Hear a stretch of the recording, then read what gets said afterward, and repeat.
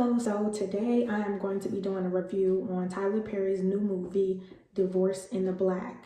I do want to give a heads up, this might be a spoiler alert. If you don't want to know what happened in the entire movie in the end, just click on a different video. This movie stars Megan Good, Corey Hardrick, Debbie Morgan, and Richard Lawson. This movie is supposed to be about a woman experiencing divorce and all the emotions and circumstances and issues that come with that. The movie starts out with a bang. Like, Tyler Perry wastes no time. He's not playing around from the beginning of the movie. It starts at a funeral, and Richard Lawson is Megan Good's father. He's the pastor. He's giving like this passionate, powerful speech about anger and violence and hurting the community. And you see Corey Hardrick and his family, like it's like these guys and his mother, and they're like so uncomfortable, and they're making faces, and they just look angry, and then they kind of blow up. They blow up. And the mother stands up. She's angry because she's like, you know, this is my son's funeral, and you're not gonna disrespect him, disrespect our family by talking about their history in the community. And so the Richard Lawson's character, he's like, listen, your boys are bad. Like, you're a bad mother. They came from a bad situation, and that's why they turned out to be the way they are. They rapers, robbers, and they done terrorized the town. The pastor's judging them, which is a sin, and it's just inappropriate. It's a funeral. This is not the time to give lectures about her mother, her parenting. You do that at another time. It's very disrespectful, so I don't blame them for being upset and being angry. But mom took it to a whole nother level. She stood up, she snatched the wig off her head, she took off her clothes and was like, y'all not gonna hold this over my head. Me and my boys, we take care of each other. She told her sons, get him out the casket and bring him, we bury him in the backyard. So they opened up the casket, which is crazy illegal, which is wild.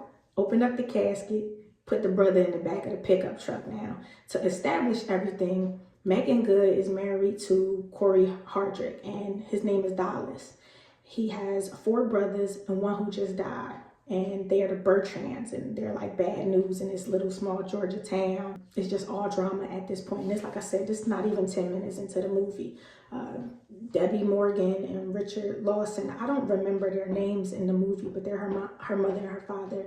And obviously they don't want her being with this guy. He's no good.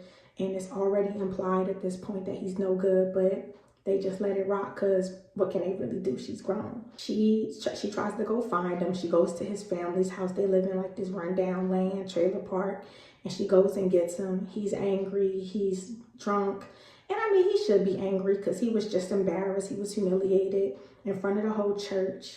And he says that to her, like, this is the last time I'm going to let you and your family disrespect me and humiliate me. And he wasn't wrong for that, but then he threatened her to put his hands on her if she didn't get out the car. So it's implied at that point that he is violent with her. Also, his family, they wasn't nice to her. The mom kind of told her to keep it moving. The brothers wasn't nice to her. It was, I mean, he just come from a hateful family. It does seem like that. Then she falls asleep in the car because I guess she just decides that, you know, it doesn't matter what he says. She waiting on him there. When she wakes up, he is at a bar. And so that cliche, get your drunk husband from a bar, I don't know if anybody has ever experienced that. I don't live in a small town, but I wonder if that's really a thing. You see it in movies and TV all the time, like, yo, come get your drunk husband or your drunk brother or your drunk sister. But do that really happen? So he acted a fool at this bar because he drunk. And of course, the other cliche, the love that got away meets up at the bar with her. He sees her talking to this guy, and then him and his brothers go outside. The bar owner comes out and kind of breaks everything up before it could get too bad. But it implies already that there's another relationship that she may have had in her life at some point. So they go double dating with her best friend and her best friend's husband, and it is a disaster. She's not ready when he wants to leave, so he leave her at the house and go to the restaurant without her. And not, like I said, just mean for no reason, gets there, rude to her friend, rude to the waiter. And she gets there, he acts a damn fool at the restaurant. He want a divorce, he don't want to be with her no more. They don't got no kids, so it shouldn't be a problem. He out. He want a divorce.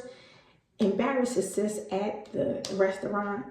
If I was her, I would have burst out crying at the restaurant. Like, it took, how she managed to not cry herself to oblivion, I don't know. But she did cry herself crazy in the car with her friend. And shout out to her friend, because her friend was a very good friend. When they get back to the house, the friend kind of give her this list, and Tyler Perry good for those lists, but gives her a list of kind of all the things that he's ever done to her. And then of course, you know that it's probably some bad stuff. And so at this point, you find out she's been with this man for 20 years. They don't have no kids together, like, but there has been absolutely no warmth in their relationship at all at this point in the movie. So it's like, how do you stay with a man for 20 years that there's no happy spots, like, and there's no kids? So there's really, I don't understand it. But so she goes back to Georgia to visit her parents because she's so distraught about the divorce and all the humiliation. And,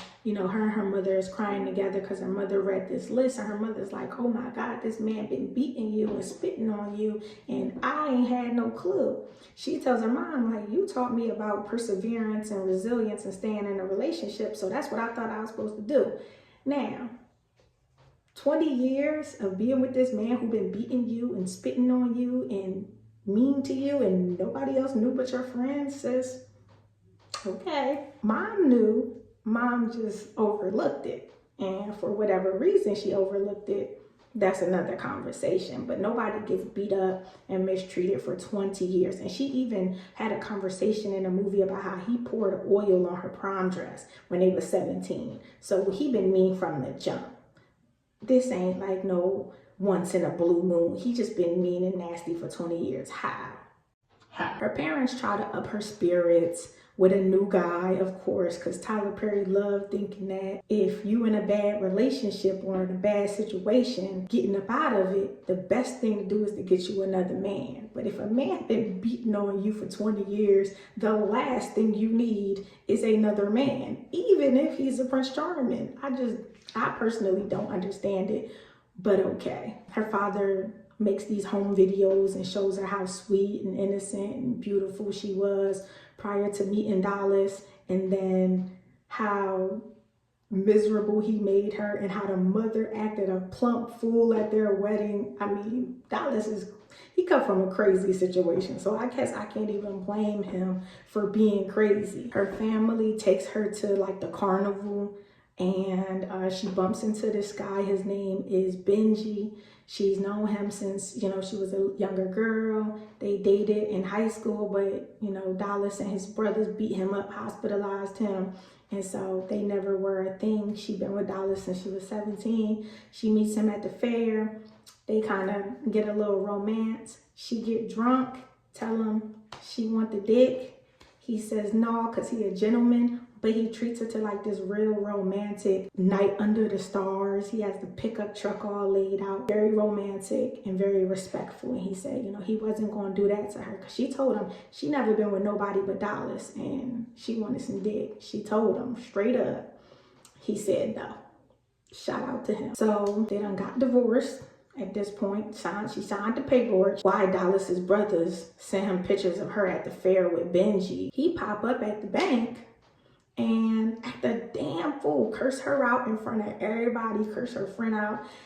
Dallas is straight embarrassing himself and her. And I used to think that as an adult, other adults couldn't embarrass you, but they most definitely can. This guy was a walking ball of misery. Absolutely nothing pleasant about him. So shout out to her best friend again. Her best friend throws her a divorce party with strippers. I think she gave her like a little weed edible. And guess who's there? Benji. Benji takes his home and lays straight pipe on her. I mean, she said it's the best dick she ever had. Now, of course, she only got Dallas to compare it to, but that's what she said. She wake up from getting dick down, go downstairs, and guess who at the table? Ike Turner, eating a bowl of cereal, talk about how he gonna take sis back. She tell him, He ain't going to place. He says he going upstairs. He get upstairs, he see Benji naked in the bed sleep. He go to beat Benji up, but Benji beat him up. Benji choke him to sleep, choke all the air out his body. And then Megan Good just go off. She berating him. Fuck you. Pretty much just taunting him. Now he knocked out, so he don't hear it. I'm sure his pride is at zero at this point. And she dragging him out the house. She ain't fucking around. She not playing. So he all beat up, pride all bruised, sitting outside her job, acting like a crazy person. He poisons Benji's pets. Benji got like pets on a farm, and he poisoned the animals. It's crazy. They try to call the cops on him, but the cops like, if you ain't seen him poison the animals, we can't really blame it on him. At the same time, he sees her mom at the supermarket act a plump fool. Listen, if it's one thing Ike Turner Jr. gonna do in this movie is act a plump fool, he acted a fucking fool.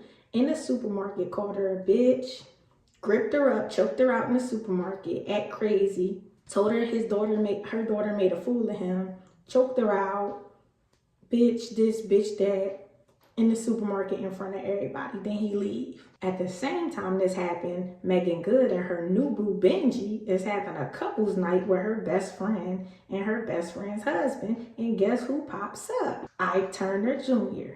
And what do? Act a fool. Yes, he acts a fool. Start acting like Mike and why did I get married? Start spilling secrets. Talking about how the best friend husband cheating on her with a lady named Kelly. Just a lot. He threatened to shoot Benji. He just a mean and a sour person. But they was able to get him up out of there. They said they was going to call the police on him. So the dad finds out about what Dallas did at the supermarket with his wife, and he like, oh fuck that, this ain't happening. He grabbed his guns, he go looking for Dallas. Little do he know Dallas's brothers is there. He hold Dallas up at gunpoint. They shoot him, beat him up, and leave him for dead. So I guess Megan Good decides enough is enough. She take things, put them in her own hands. She called Dallas on the phone antagonizing him. She like, yeah, I fucked Benji. I've been cheating on you the whole time. We've been married with him.